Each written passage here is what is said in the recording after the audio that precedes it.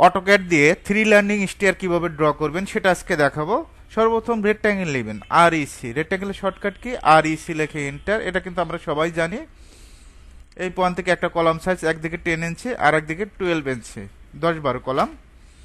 আমরা এই কলামটাকে কপি করব, সিপি লিখে এন্টার। কপি শর্টকাট, সিপি লিখে এন্টার। এই পয়েন্ট থেকে এখান থেকে আমরা 12 ফিট নেব। কত ফিট? 12 ফিট। একইভাবে এই দুইটা কলাম সিলেক্ট করবেন, সিপি লিখে এন্টার। কি লিখে এন্টার? এখান থেকে সিপি লিখে এন্টার দিবেন। এই পয়েন্ট থেকে এদিকে 12 ফিট, আশা করি 12 ফিট নিতে পারবেন। এটা লাইন যদি অ্যাঙ্গেল থাকে, এটা স্ট্রেট করার জন্য কি করতে হবে? F8 দিতে হবে। এখান থেকে F8 দিবেন, স্ট্রেট হয়ে যাবে।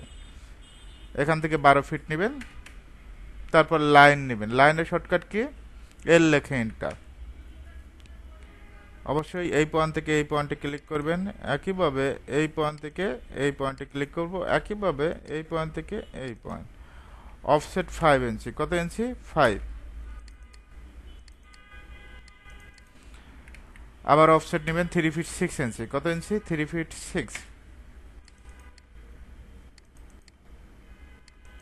ওকে। এখন আমরা লাইনগুলো এক্সটেন্ড করে দিব। EX লিখে ডাবল এন্টার। এই লাইনগুলো বর্ধিত করার জন্য আমাদের কি করতে হবে? এক্সটেন্ড করতে হবে। সুন্দরভাবে এক্সটেন্ড করে দিবেন। টেড রাইজার, টেডটা হলো সমতল, যেটা আমরা পা রাখি। এটা হলো 10 ইঞ্চি, রাইজার হলো 6 ইঞ্চি। অফসেট 10 ইঞ্চি করে নেবেন। কত ইঞ্চি? 10 ইঞ্চি করে।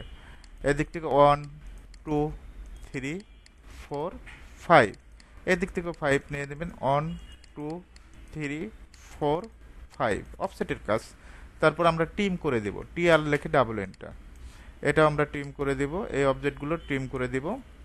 একইভাবে এই অবজেক্টগুলো টিম করে দেব। একইভাবে এই অবজেক্টগুলো টিম করে দেব।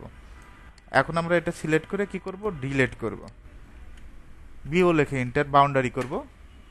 টিক পয়েন্ট, এখানে জাস্ট একটা ক্লিক করে এন্টার দিবেন। অফসেট 2 ইঞ্চি। কত ইঞ্চি? 2 ইঞ্চি। এখান থেকে অফসেট নিয়ে নেবেন।